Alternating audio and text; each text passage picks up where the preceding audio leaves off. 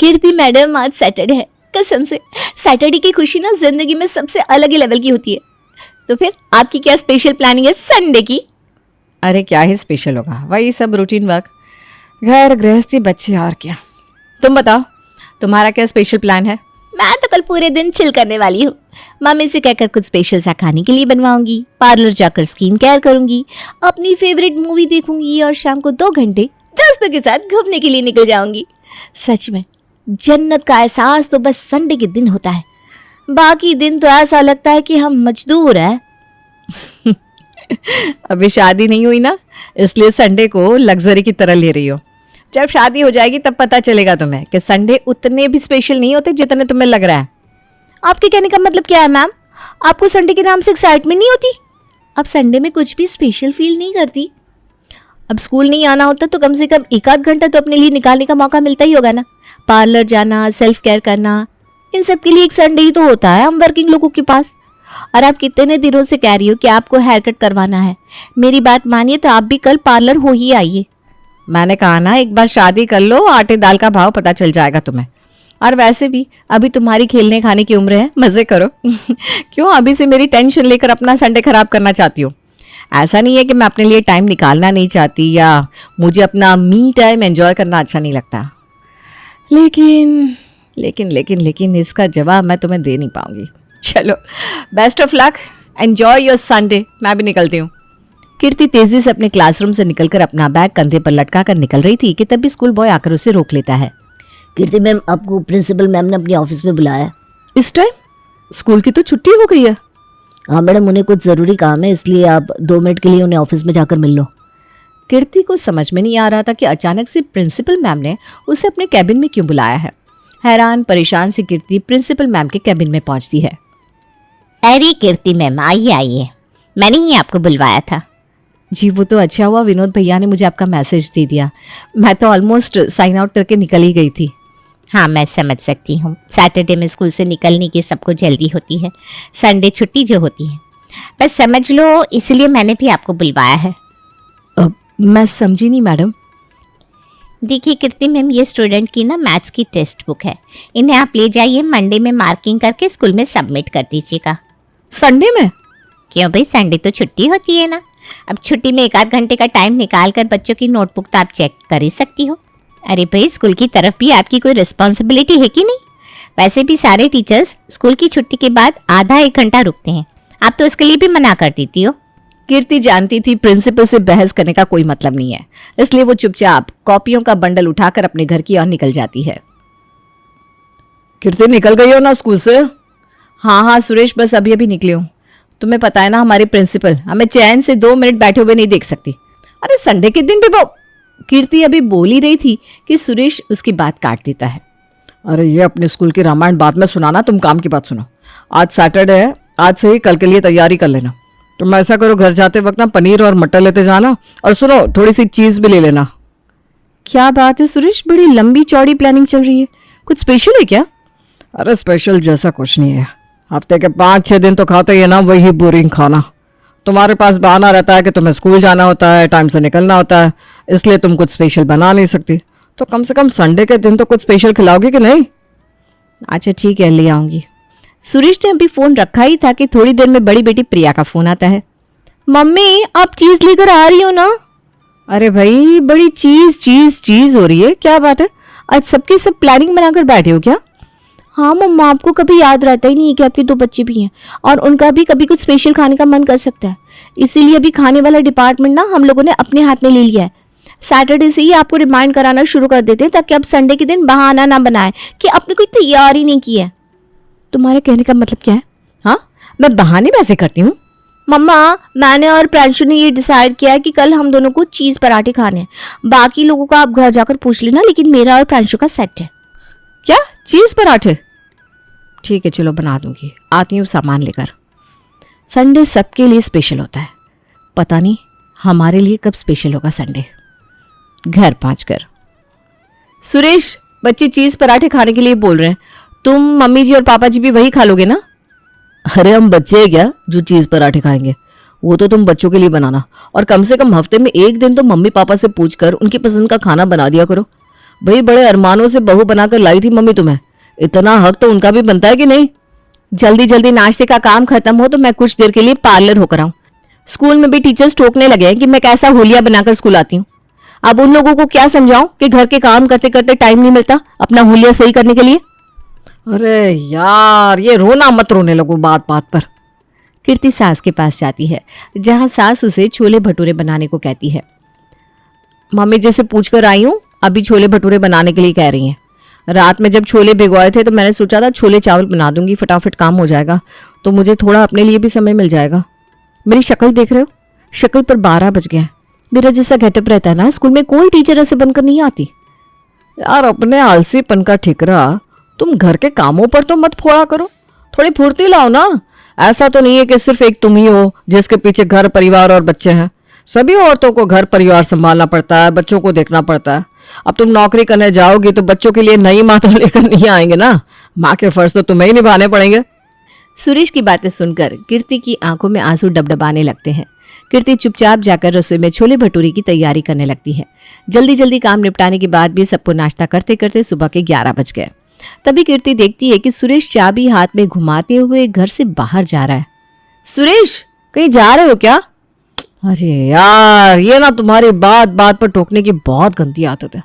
हफ्ते भर तो नौकरी करता हूँ ना, बॉस की बातें सुनता हूँ। अब एक दिन मिलता है इंसान को अपनी मर्जी से जीने के लिए, उसमें भी तुम हुक्म चलाने से बाज नहीं आती। बोलो, क्यों टोका तुमने? देखो सुरेश, मुझे भी ना तुम्हें टोकने का कोई शौक नहीं है। अरे बच्चों की स्कूल से प्रोजेक्ट मिले हुए हैं, नाश्ता करके तुम फ्री हो गए हो ना, तो बच्चों की थोड़ी हेल्प कर दो। स्कूल में टीचर तुम हो और बच्चों के प्रोजेक्ट मैं बनवाऊं? ये क्या बेतुकी बात है।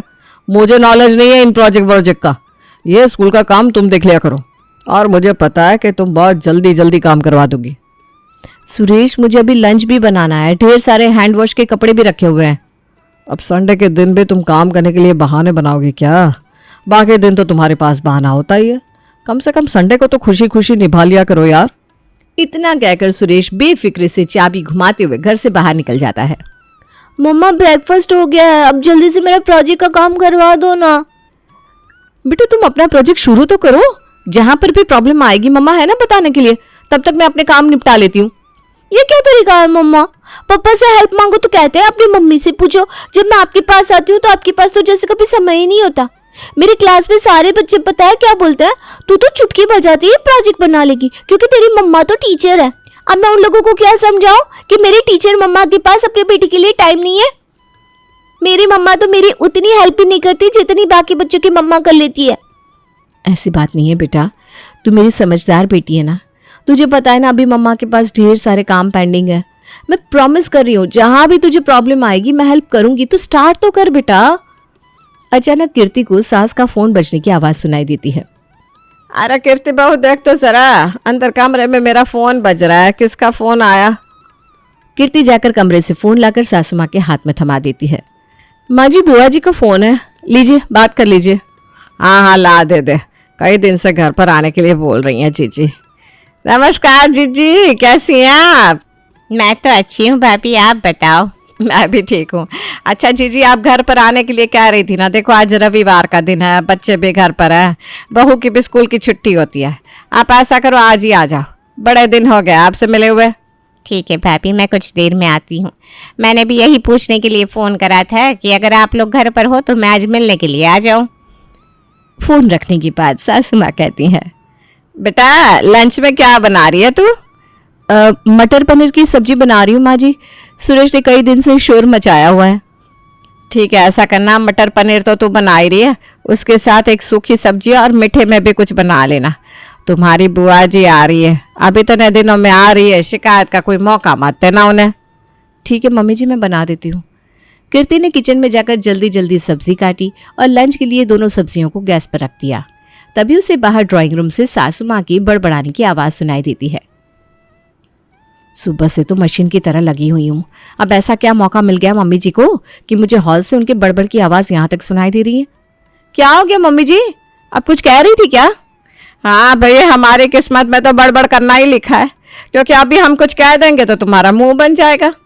बोलिए ना मम्मी जी, क्या बात है? किसी बात से नाराज हैं क्या? एक बात बताओ तुम, जो औरतें नौकरी करती हैं उनके घर ऐसे गंदे पड़े रहते हैं क्या? सोफा टेबल दरवाजे, हालत तो देख लो सबकी। पता नहीं कब आखिरी बार डस्टिंग करी थी तुमने। हर जगह मिट्टी दिखाई दे रही है। अब हमने बता भी दिया कि थोड़ी देर में बुआ जी आने वाली है, उसके बाद भी तुम्हारे ऊपर कोई असर नहीं। तुम्हारा तो पूरा दिन बस रसोई में ही बीत जाता है। अरे भाई, बाकी के काम करने के लिए अलग से सवेरा होगा क्या तुम्हारा? मम्मी जी ऐसी बात नहीं है, पिछले संडे को ही मैंने पूरे घर की अच्छे से डस्टिंग की थी, लेकिन आपको पता है ना 2 दिन भी नहीं बीत पाते और सब पहले जैसा हो जाता है। अच्छा चल, फटाफट कपड़ा लगा दे पूरे घर में, और हाँ, ये सोफा कवर भी ना दूसरे लगा देना। सास की बात सुनकर कीर्ति जल्दी जल्दी पूरे घर की चादर और सोफा कवर बदलने लगती है। फिर एक तरफ खीर रखकर पूरियां उतारने लगती है। अरे भाभी, कितनी देर और लगेगी? हमें भी आज भूख हड़ताल पर रखने वाली हो क्या? कम से कम संडे के दिन तो गर्मा गर्म खाना खिला दिया करो आप। बाकी के दिन तो आपका सुबह का बनाया हुआ खाना दोपहर में खाकर काम चलाना पड़ता है। हाँ, मैं बस खाना लगा ही रही हूँ। कीर्ति घर में सभी का खाना टेबल पर लगाती है, तभी बुआ जी पहुंच जाती है। प्रणाम बुआ जी, बिल्कुल सही समय पर आई हैं आप। आइए, आप भी खाना खा लीजिए। अरे नहीं नहीं भाई, अभी तो मैं आई हूँ, आती ही मुझे खाना नहीं खाना। तुम ऐसा करो भाभी, पहले 1 गिलास पानी पिलवाओ, फिर आराम से बात करते हुए चाय पियेंगे। खाना तो घंटे भर बाद खाऊंगी मैं। ठीक है जीजी, जैसी आपकी मर्जी। जा कीर्ति, चाय रख दे बुआ जी के लिए। कीर्ति बुआ जी के लिए चाय बनाकर अपने कमरे में जाकर पिछले कई दिनों से चेयर पर मुंह ताकते कपड़ों के ढेर को तय बनाने लगती है। ओह माय गॉड, मैंने तो अभी तक कॉपीज चेक ही नहीं की। कल स्कूल जाते ही प्रिंसिपल बातें सुनाना शुरू कर देंगी। ये कपड़े रहने देती हूँ, पहले कॉपी चेक कर लेती हूँ। कुछ देर बाद, अरे बहू, तुम तो एक बार कमरे में जाती हो तो बाहर झांकने का नाम ही नहीं लेती। कोई मेहमान है घर में, कुछ तो ख्याल कर लिया करो। चलो अब गर्मा गर्म खाना लगाओ जीजी के लिए। कीर्ति कॉपियों को एक तरफ रखकर बुआ जी को खाना खिलाने लगती है। बुआ को खिलाने के बाद वो फिर से कॉपी चेक करने लगती है, तभी सुरेश वहां आ जाता है। अरे भाई, शाम हो गई, बीत गया हॉलीडे। कुछ ढंग का काम करोगी कि नहीं? ये कमरे का जो धोबी गार्ड बना के रखा है, उसके लिए क्या सोचा है? एक बात बताओ, सबके कपड़े आयरन कर दिए ना तुमने? थोड़ा इंपॉर्टेंट काम कर रही है, उसकी बात करती हूँ। अरे क्या यार ये कीर्ति, संडे के दिन भी तुम स्कूल से काम बांध कर ले आती हो। अपने स्कूल का काम स्कूल में निपटा कर आया करो ना। सुरेश, मुझे ऐसा क्यों लगता है कि मेरी जॉब इंपॉर्टेंट ही नहीं है आप में से किसी के लिए भी? मुझे भी कोई शौक नहीं है घर पर पेंडिंग वर्क लेकर आने का, लेकिन ऑफिस से कोई काम मिलता है तो मना भी नहीं कर सकते। कॉपी चेक करने के बाद कीर्ति कपड़ों का गठर लेकर प्रेस करने के लिए बैठ गई थी। कुछ देर बाद, अरे भगवान, शाम के 4:30 बज गए। चाय वाय मिलेगी कि नहीं? मुझसे क्या पूछ रहे हैं? देख नहीं रहे, अभी अभी जीजी को विदा करके बैठी हूं मैं। अभी चाय बाय मुझसे ना होगी। बुला लो अपनी बहू को, सुबह से घर में ही तो है। कीर्ति बेटा, एक कप चाय तो पिलवा दो। सुरेश प्लीज बाबूजी के लिए चाय बना दोगे? बहुत सारे कपड़े आयरन करने भी बाकी हैं। क्या यार कीर्ति, हफ्ते में 1 दिन ही तो टीवी देखने का मौका मिलता है, उसमें भी मैं तुम्हारी आंखों में खटकता रहता हूँ। कुछ ना कुछ काम बताती रहोगी। 2 मिनट लगते हैं चाय रखने में। जाओ जाकर रख दो। कीर्ति उठती है और प्रेस का स्विच ऑफ करके चाय रखने के लिए चली जाती है। सबको चाय पिलाकर कपड़े आयरन करके अभी रखे ही थे उसने कि देखा घड़ी में तो 6 बज रहे हैं। फटाफट से पार्लर जाकर कम से कम आईब्रो तो करवा ही लेती हूँ, फिर आकर डिनर की तैयारी कर लूँगी। अब सुबह से बहुत कुछ खा लिया है सबने, डिनर में दाल चावल बना दूंगी, काम भी जल्दी खत्म हो जाएगा। कीर्ति रूम में जाकर अपनी ड्रेस चेंज करके अभी बाल बना रही थी कि उतने में ही सुरेश उसके पास आता है।